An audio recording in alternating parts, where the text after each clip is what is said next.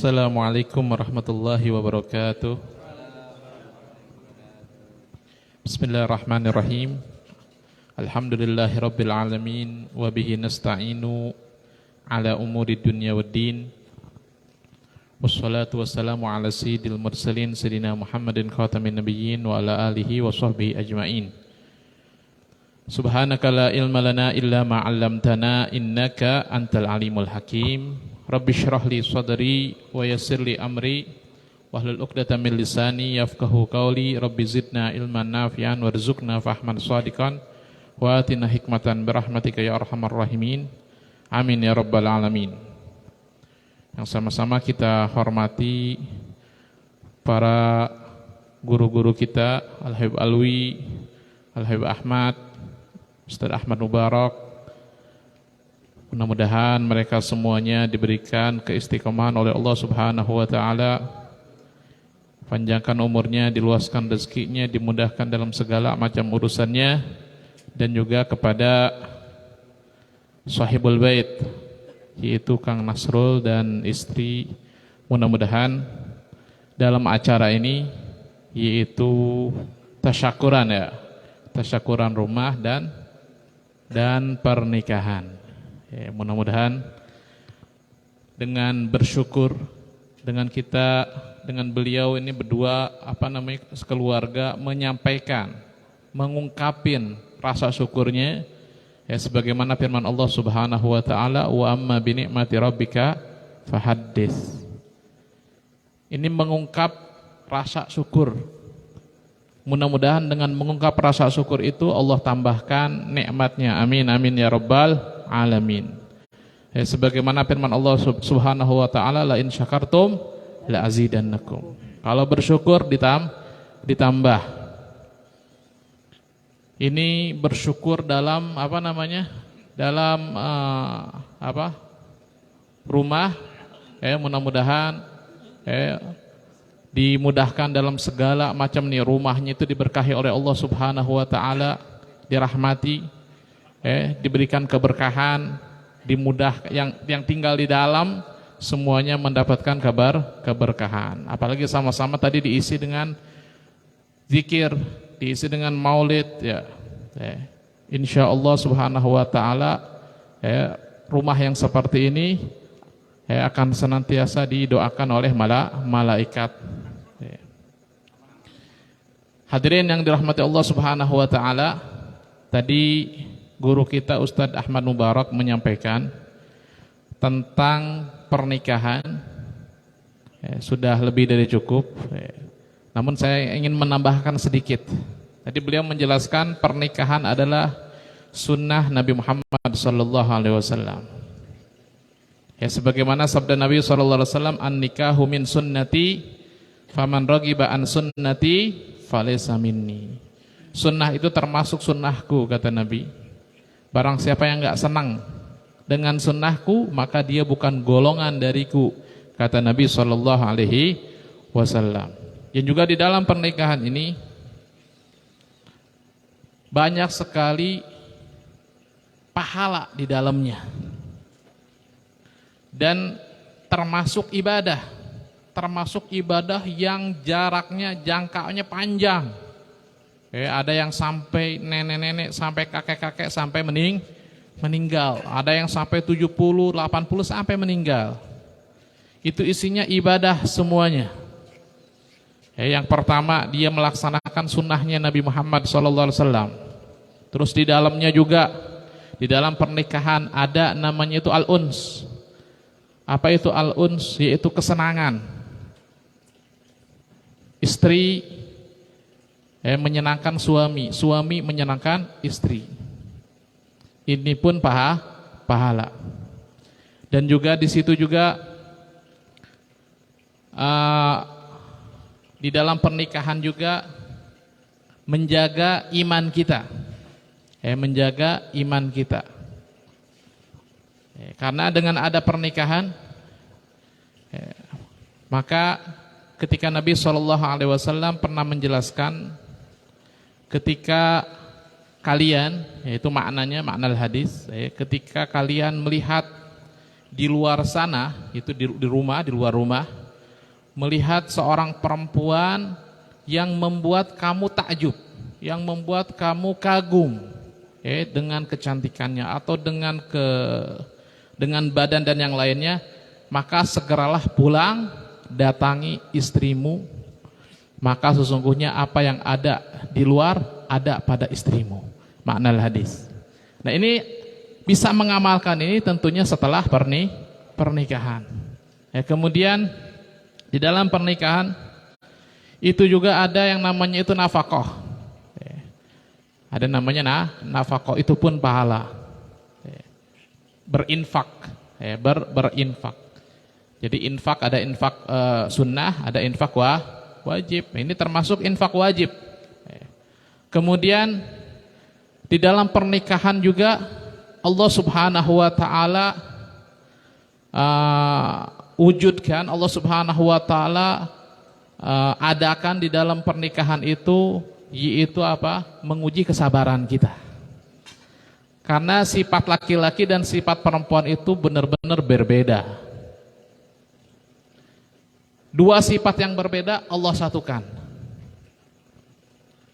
Kadang seseorang dia nggak sabar, seorang laki-laki dia nggak sabar sampai mengucapkan talak. Na'udzubillahi min dzalik. Karena talak itu apa? Talak itu adalah abghadul halal ilallah. Itu paling dibenci oleh Allah. Halal mubah, tapi paling dibenci oleh Allah Subhanahu wa taala. Dan juga harus dijaga lisan kita nih, lidah kita harus dijaga. Disebutkan oleh ulama, jadduhunna jaddun wa hazluhunna jaddun, di antaranya adalah at-talaq. Seriusnya dianggap serius, bercandanya dianggap serius. Walaupun dia bercanda, walaupun dia sandiwara, di antaranya adalah tolak. Ketika seseorang cuma bercanda doang, main-main doang, itu bisa terjadi. Jadi dalam pernikahan itu ada kesabaran. Ada kesabaran. Allah Subhanahu wa taala berfirman di dalam Al-Qur'an, wa ja'alna ba'dakum li ba'din fitnatan atasbirun. Dan kami jadikan kamu dengan sebagian yang lainnya, yaitu pasangannya, anaknya, keluarganya, itu sebagai cobaan. Untuk apa? Untuk diuji kesabarannya. Atasbirun, apakah kalian bersabar? Dan inilah puncak daripada pahala dalam pernikahan, yaitu sabar. Semua amalia, semua amal ibadah itu pahalanya ada batasannya, kecuali sabar. Sabar adalah ibadah yang pahalanya itu enggak ada batasannya. Sebagaimana firman Allah Subhanahu wa taala, innama yuwaffas sabiruna ajrahum bighairi hisab. Sesungguhnya orang-orang yang sabar itu pahalanya tanpa ada batas. Pahalanya luar biasa besar. Jadi jangan kita pikir enaknya doang ya. Giliran Allah uji dengan masalah demi masalah, kita lupa. Kalau inti dalam pernikahan itu adalah as-sabar. Itu sabar. Sabar semuanya. Sabar menghadapi pasangan. Sabar dalam misalkan ekonomi, macam-macam Allah uji. Allah Subhanahu wa taala menguji dalam pernikahan itu macam-macam. Ada yang dalam masalah ekonomi, ada yang masalah keluarga istrinya, atau dari keluarga lakinya, atau dari temannya, tetangganya dan yang lainnya. Dan itu semuanya untuk menguji kesabaran kita. Maka dari itu kita ingat firman Allah tadi, ketika kita menghadapi manusia, baik itu pasangan kita, anak kita, tetangga kita, dengan sifat-sifat yang berbeda, semuanya beda-beda Allah Subhanahu wa taala ciptakan, wataknya juga beda-beda. Itu untuk apa? Emang sengaja Allah Subhanahu wa taala. Allah Subhanahu wa taala ciptakan itu untuk ujian, untuk menguji kita. Semuanya dari zaman nabi-nabi dulu, zaman Nabi Muhammad SAW, wataknya berbeda-beda. Nabi Muhammad SAW pun sama, dan bahkan Nabi Muhammad SAW lebih lebih dahsyat ujiannya, cobaannya menghadapi orang kafir Quraisy, menghadapi tetangga-tetangga ketika di Mekah dan yang lainnya. Maka kalau kita belajar sejarah para nabi, nabi yang paling sabar adalah nabi kita, Nabi Muhammad SAW, sebagai contoh kita, sebagai contoh kita. Terus bagaimana Nabi Muhammad SAW dalam berkeluarganya? Nabi Muhammad pun sama ada masalah. Tapi Nabi Muhammad SAW orang yang senantiasa berbuat baik kepada keluarganya. Yaitu sebagaimana yang disabdakan oleh Nabi SAW, yang maknanya, aku adalah orang yang terbaik di antara kalian yang berbuat baik kepada keluarganya. Itu Nabi Muhammad SAW yang terbaik.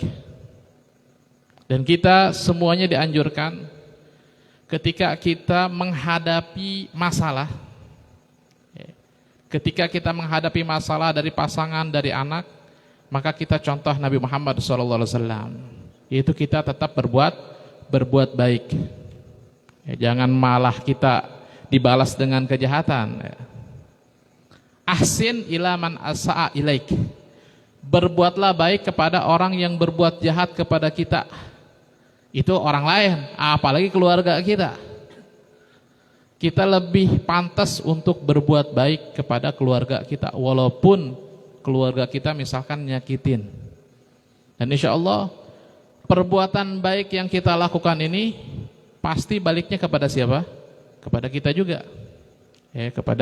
Kepada kita. Dan juga tadi Ustaz Ahmad Mubarak menjelaskan sebentar lagi kita akan memasuki bulan Rajab. Nah, para ulama ini, para orang-orang soleh untuk menyambut bulan suci Ramadan ini dari bulan Rajab nih. Ketika masuk bulan Rajab mereka memperbanyak istighfar. Mereka memperbanyak istighfar. Mereka memperbanyak amal ibadah. Terus ketika masuk bulan apa? Bulan Sya'ban mereka memperbanyak salawat kepada Nabi Muhammad SAW.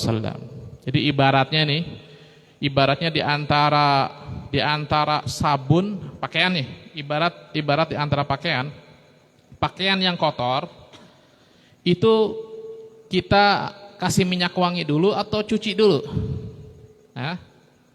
Cuci pakai apa? Pakai sabun. Supaya bersih pakai sabun. Nah, sudah bersih baru pakai minyak wangi. Itu ibarat istighfar dengan salawat kepada Nabi Muhammad SAW. Jadi istighfar itu ibarat sabun untuk membersihkan pakaian kotor, diri kita yang kotor. Dan salawat kepada Nabi Muhammad SAW dianjurkan nanti bulan Sya'ban memperbanyaknya. Sekarang juga nggak mesti nunggu bulan Sya'ban. Intinya bulan Sya'ban lebih dianjurkan lagi. Itu ibarat sebagai minyak wangi. Udah bersih baru pakai minyak wangi. Nah, setelah itu baru masuk bulan suci Ramadan dalam keadaan bersih dan wangi.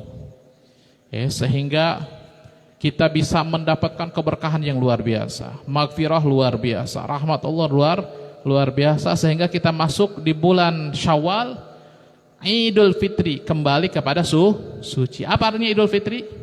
Kembali kepada suci. Seperti apa? Seperti bayi yang baru dilahirkan. Jadi semua nih bukan ulama doang, kita semuanya kalau kita ngikutin salafun saleh, bulan Rajab kita bersihkan, bulan apa tadi? Bulan Sya'ban kita minyak wangi, kita wangikan. Kemudian Ramadan kita banyak amal ibadah seperti baca Quran dan yang lainnya. Maka Idul Fitri kita akan kembali suci seperti bayi baru lahir. Hadirin yang dirahmati Allah Subhanahu wa taala, itulah yang bisa saya sampaikan pada malam hari ini. Kurang lebihnya dalam penyampaiannya saya mohon maaf. Hadanillahu wa iyyakum ilal shiratal mustaqim. Wassalamualaikum warahmatullahi wabarakatuh.